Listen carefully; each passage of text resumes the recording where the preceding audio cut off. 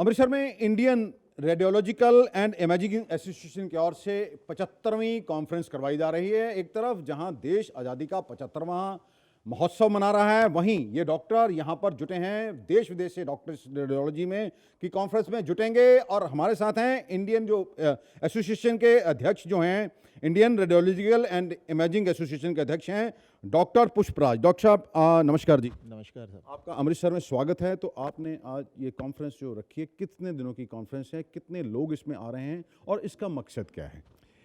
ये हमारी 4.5 दिन की कॉन्फ्रेंस है, 2 तारीख से 5 तारीख तक चलेगी। इसमें पूरे देश से और कुछ विदेशी देशों से भी हमारे पास लगभग 3,500 के आसपास डॉक्टर आ रहे हैं। अच्छा डॉक्टर साहब, आज का रेडियोलॉजी देखिए, रेडियोलॉजी जब आई थी एक रेवोल्यूशन आया था तब का और आज में क्या कितना फ़र्क आ गया है? बहुत फ़र्क आया है। पहले सिर्फ एक्सरे हुआ करता था, फिर सोनोग्राफी आई, सीटी स्कैन, पेट सीटी, मॉलिकुलर। आज की तारीख में हम जैसे आप एक अणु होता है उस तरीके से हम शरीर की कोशिका को भी देख सकने की स्थिति में पहुंच चुके हैं।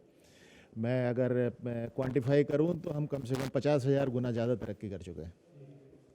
अच्छा डॉक्टर साहब, भविष्य में एक मैंने सोशल मीडिया पे देखा था कि मशीन में बंदे को डालते हैं और उसका पूरा जो अंदर का तंत्र है वो दिखाई देता है, वो सही है कि गलत? ये बिल्कुल सही है। और ना सिर्फ अब हम देख भी सकते हैं बल्कि हम उसको सुधारने के लिए भी ट्रेंड हो गए हैं।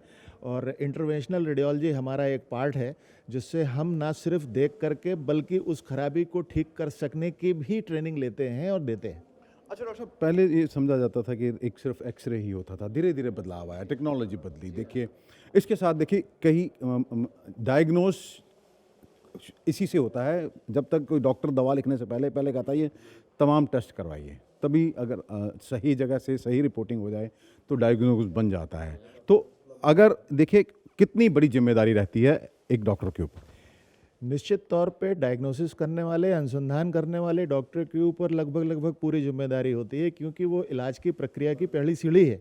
यदि वहीं गलती हो तो फिर पूरी प्रक्रिया ही खराब होने की उम्मीद रहती है। इसीलिए हम अपने इस काम को, अपने प्रोफेशन को बहुत सीरियसली लेते हैं और हर साल हम अपने पिछले किए हुए काम को, पिछली रिसर्च का एनालिसिस करते हैं। दुनिया में दूसरी जगह क्या क्या नई चीज़ें हो रही हैं हमारे विषय पे, उनका भी हम अध्ययन करते हैं। और भारत के लिए उनमें से क्या चीज़ें यहाँ लाई जानी चाहिए और क्या चीज़ें इस्तेमाल की जानी चाहिए, इसका भी निर्णय इसी कॉन्फ्रेंस में लेते हैं। अच्छा डॉक्टर साहब, जब ये टेक्नोलॉजी आई थी तो रेवोल्यूशन आया, कई अपने साथ कृतियाँ भी लेकर आए। देखिए भ्रूण हत्या देखिए इसी से शुरू हुई थी, अगर मैं गलत नहीं हूँ तो इसमें इसको लेकर सर देखिए रेडियोलॉजिस्ट मैं नहीं कहता, कुछ ब्लैक शीप्स होती हैं जो तालाब को गंदा करती हैं, तो उन लोगों के लिए आप क्या मैसेज देना चाहते हैं? देखिए अगर डिटेक्ट ही ना हो तो पता नहीं चल सकता है कोई तो कि गर्भ में बच्चियाँ मारी जा रही। भारत का एक सिटीजन होने के नाते, जिम्मेदार सदस्य होने के नाते और अपनी एसोसिएशन के राष्ट्रीय अध्यक्ष होने के नाते हमारे हर मेंबरान को ये एक बिल्कुल क्लियर मैसेज है कि इस तरीके की किसी भी गलत काम में जो गैरकानूनी हो, जिसमें भ्रूण हत्या भी शामिल है, उनको ना किया जाए। मैं आपको बताना चाहूँगा कि हमारी संस्था के किसी भी सदस्य का पिछले 2 वर्ष में पूरे भारत में कोई भी प्रोसिक्यूशन एक्ट वायलेशन पे नहीं हुआ है। ये हमारे लिए गर्व की बात है कि हमारे मेंबर इस तरीके के काम में संलग्न नहीं हैं। जो लोग करते हैं निश्चित तौर पे उन्हें सज़ा होनी चाहिए और कड़ी से कड़ी सज़ा होनी चाहिए। अच्छा, आपने कहा डॉक्टर साहब आपके एसोसिएशन के लोग नहीं करते हैं, तो कुछ लोग यहाँ अमृतसर में पकड़े गए थे और भी पंजाब में कई केसेस हुए हैं, बाहर से आके लोगों ने पकड़े। पड़ोसी राज्यों में हरियाणा और पंजाब पैकेजेस होते हैं, पहले उसका टेस्ट होता है, अगर लड़की है तो पैकेज करते हैं पूरे डॉक्टर। तो ये कौन लोग हैं फिर ये कर रहे हैं ये सब? सरकार ने ये दुर्भाग्य है कि कुछ ऐसे लोगों को भी सोनोग्राफी करने की पात्रता दे दी है जो रेडियोलॉजिस्ट नहीं है।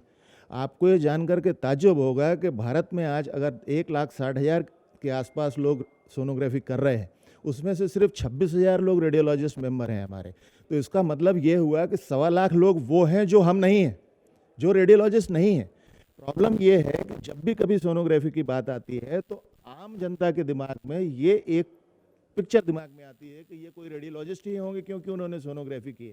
लेकिन सरकार के कुछ खराब नियमों की वजह से, जिन्हें हम चैलेंज भी किया है हमने सुप्रीम कोर्ट में, दूसरे लोगों को भी सोनोग्राफी करने की पात्रता है और शायद ये वही लोग हैं जो सेक्स डिटर्मिनेशन अल्ट्रासाउंड से करते हैं।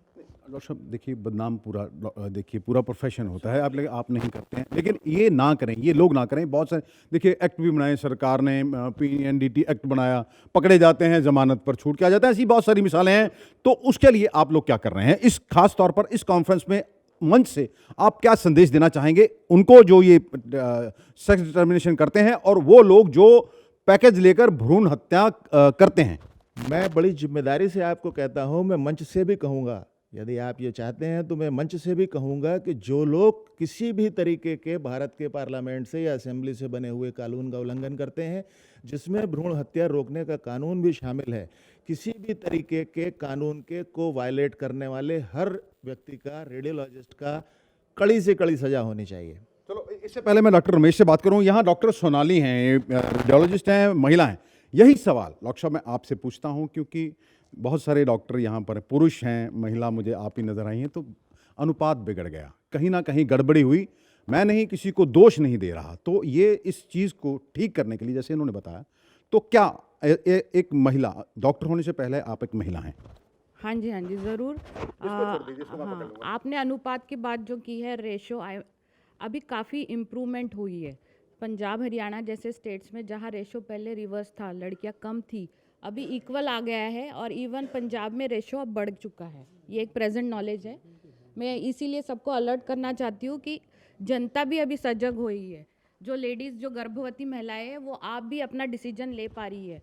अभी ये केसेस बहुत कम हुए हैं, और मैं आपको अश्योर करती हूँ कि ऐसे आगे घटनाएं नहीं होगी। रेडियोलॉजिस्ट इन सब के साथ बिल्कुल नहीं है। हमारी जो कॉम है रेडियोलॉजी की, इसको सपोर्ट करती नहीं है। भ्रूण डिटेक्शन ऑफ फीमेल्स एंड भ्रूण हत्या, दोनों चीज़ों के लिए हमारी स्ट्रिक्टली नो है।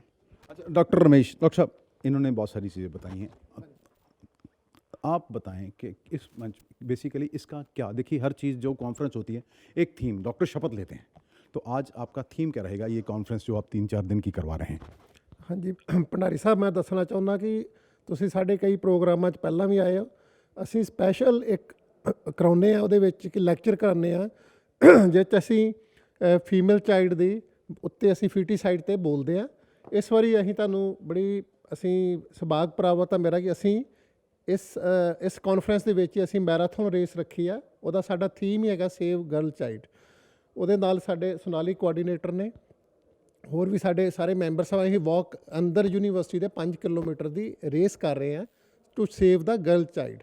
ਸਾਡੀ ਐਸੋਸੀਏਸ਼ਨ ਹਮੇਸ਼ਾ ਹੀ ਜਿਹੜੀ ਆ ਉਹ ਗਰਲ ਚਾਈਲਡ ਦੀ ਪ੍ਰੋਟੈਕਸ਼ਨ ਦੀ ਗੱਲ ਕਰਦੀ ਆ, ਅਸੀਂ ਕਰਦੇ ਵੀ ਆ। ਤੁਸੀਂ ਸਾਡਾ ਫੰਕਸ਼ਨ ਇੱਕ ਅਟੈਂਡ ਕੀਤਾ ਸੀ, ਜਿਸ 'ਚ ਅਸੀਂ ਬੱਚਿਆਂ ਨੂੰ ਕਿਤਾਬਾਂ ਦੇ ਰਹੇ ਸੀ, ਫੀਮੇਲ ਚਾਈਲਡ ਨੂੰ ਅਸੀਂ ਉਹਨਾਂ ਨੂੰ ਸੈਨੀਟਰੀ ਪੈਕ, ਈਵਨ ਕਿ ਡਾਕਟਰ ਸੋਨਾਲੀ ਉਹਨਾਂ ਦੀ ਟੀਮ ਜਿਹੜੀ ਸਾਡੀ ਰਕਸ਼ਾ ਟੀਮ ਆ ਸਾਡੀ ਬਣੀ ਹੋਈ, ਉਹ ਕਾਫੀ ਅਸੀਂ ਆਲਮੋਸਟ ਪਿਛਲੇ ਸਾਲ 37 ਕੈਂਪਸ ਲਗਾਏ ਸੀ ਪੰਜਾਬ ਦੇ ਹਰ ਸਲਮ ਏਰੀਆ ਦੇ ਵਿੱਚ। ਜਿਹੜੇ ਸਾਡੇ ਅੰਡਰ ਪ੍ਰਿਵਿਲੇਜ ਬੱਚੇ ਨੇ ਉਹਨਾਂ ਨੂੰ ਅਸੀਂ ਨਿਊਟ੍ਰੀਸ਼ਨਲ ਸਪੋਰਟ, ਉਹਨਾਂ ਨੂੰ ਸੈਨੀਟਰੀ ਦੇ ਬਾਰੇ ਸਾਰਾ ਦੱਸਣਾ, ਪਾਣੀ ਪੀਣਾ, ਨਿੱਕੀਆਂ ਨਿੱਕੀਆਂ ਬਿਮਾਰੀਆਂ ਬਾਰੇ ਅਸੀਂ ਐਜੂਕੇਟ ਕਰਦੇ ਹਾਂ। ਸਾਡਾ ਮਿਸ਼ਨ ਆ ਕਿ ਹਰ girl child, particular girl child, ਬਾਕੀ ਬੱਚੇ भी ਜਿਹੜੇ ਤੰਦਰੁਸਤ ਹੋਣ ਤੇ ਸਾਡਾ ਜਿਹੜਾ ਸਮਾਜ ਆ ਉਹ ਤਰੱਕੀ करे।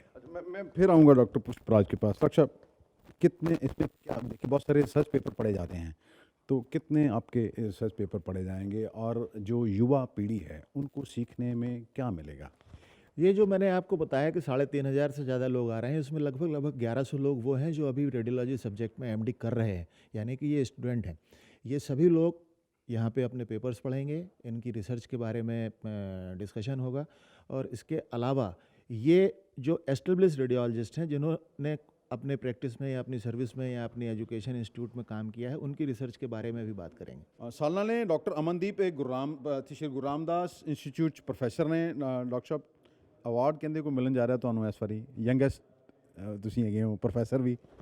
ਹਾਂਜੀ, ਇਹ ਮੇਰੇ ਲਈ ਬੜੀ ਮਾਣ ਵਾਲੀ ਗੱਲ ਹੈ ਕਿ ਇਸ ਵਾਰੀ ਪੈਨ ਇੰਡੀਆ ਲੈਵਲ ਤੇ ਸਾਡਾ ਇੱਕ ਅਵਾਰਡ ਹੈ oration, doctor Diwan Chand Agarwal memorial oration. ਇਸ ਕਾਨਫਰੰਸ ਦੇ ਵਿੱਚ I will be the orator for doctor Diwan Chand Agarwal memorial oration. It is I think biggest honour in this our field of radiology, ਤੇ ਉਹ ਅੰਮ੍ਰਿਤਸਰ ਹੀ ਕਾਨਫਰੰਸ ਹੋ ਰਹੀ ਹੈ, Amritsar I will be orator. That is really a blessing for me. And secondly दूसरा award है doctor VP Lakhanpal gold medal award for the best academic contribution in the year 2020। वो भी इस साल इस कॉन्फ्रेंस मैनू दिता जा रहा है। ਤੇ ਮੈਂ ਸਾਰਿਆਂ ਦੀ ਰਾਮਦਾਸ ਜੀ ਦਾ, ਆਪਣੇ ਸਾਰੀ ਰੇਡੀਓਲੋਜੀ ਫਰੈਟਰਨਿਟੀ ਐਸੋਸੀਏਸ਼ਨ, ਸਟੂਡੈਂਟਸ, ਇਹਨਾਂ ਸਾਰਿਆਂ ਦਾ ਬਹੁਤ ਬਹੁਤ ਧੰਨਵਾਦੀ ਹਾਂ। ਤੇ earlier it was like these awards used to go to some very premier institutes of all over India. ਅੱਛਾ ਡਾਕਟਰ ਸਾਹਿਬ, ਤਿੰਨ ਅਵਾਰਡ ਮਿਲਣ ਜਾ ਰਹੇ ਤੁਹਾਨੂੰ। ਜੋ ਡਾਕਟਰ ਸਾਹਿਬ ਨੂੰ ਸਾਡੇ ਵੱਲੋਂ ਵੀ ਬਹੁਤ ਬਹੁਤ ਮੁਬਾਰਕਾਂ ਜੀ। ਡਾਕਟਰ ਸਾਹਿਬ ਤੁਸੀਂ ਨਾਂ ਰੋਸ਼ਨ ਕੀਤਾ ਅੰਮ੍ਰਿਤਸਰ ਦਾ ਵੀ। ਇੱਕ ਛੋਟੀ ਜਿਹੀ ਲਾਈਨ 'ਚ ਕੁਐਸਚਨ।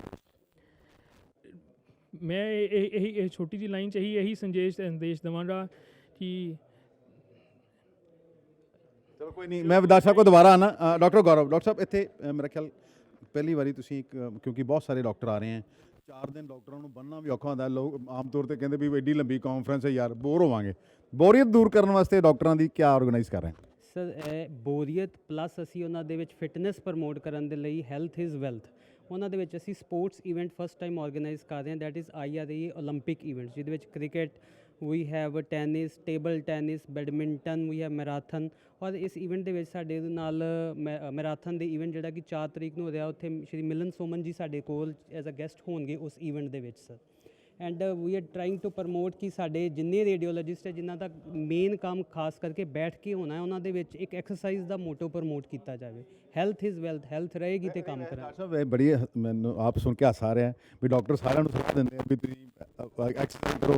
ਵੀ ਤੁਹਾਡੇ ਈਵੈਂਟ ਆਰਗੇਨਾਈਜ਼ ਤੋਂ ਲੱਗਦਾ ਵੀ ਡਾਕਟਰ ਸਲਾਹ ਜ਼ਰੂਰ ਦਿੰਦੇ ਆ ਪਰ ਇੰਪਲੀਮੈਂਟ ਨਹੀਂ ਕਰਦੇ, ਕਿਉਂਕਿ ਸ਼ਾਇਦ ਉਹਨਾਂ ਕੋਲ ਟਾਈਮ ਨਹੀਂ ਹੁੰਦਾ। ਬਿਲਕੁਲ ਬਿਲਕੁਲ, ਇਹ ਸਹੀ ਗੱਲ ਹੈ ਜੀ। ਦੂਜੇ ਨੂੰ ਸਲਾਹ ਦੇਣੀ ਸੌਖੀ ਹੁੰਦੀ ਹੈ, ਆਪਣੇ ਤੇ ਇੰਪਲੀਮੈਂਟ ਕਰਨਾ ਬਹੁਤ ਔਖਾ ਹੁੰਦਾ ਹੈ। ਅੱਛਾ ਡਾਕਟਰ ਰਮੇਸ਼, ਕੁਝ ਕਹਿਣਾ ਚਾਹੋ?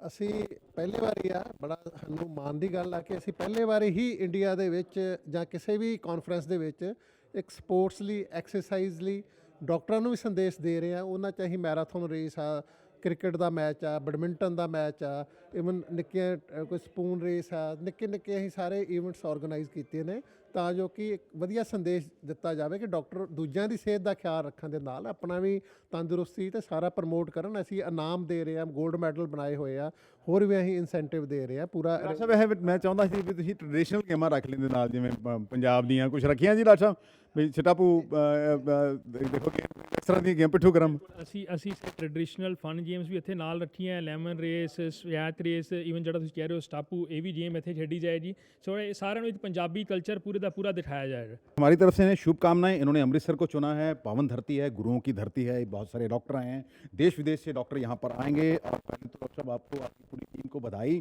और नए जो युवा हैं उनको सीखने के लिए बहुत कुछ मिलेगा। इन्होंने एक जो बहुत बड़ी बात ये कही है कि यहाँ पर भ्रूण हत्या को लेकर पूरे एसोसिएशन के जितने भी सदस्य हैं पूरे देश में, उनको एक खास तौर पर मैसेज दिया जाएगा। अगर कोई भी व्यक्ति इस नापाक हरकत में पकड़ा गया तो हम उसका साथ नहीं देंगे। ये कॉन्फ्रेंस होने जा रही है 2, 3, 4 और 5 को इसका समापन है। हमारी तरफ से एक बार फिर इन्हें ढेर सारी शुभकामनाएं।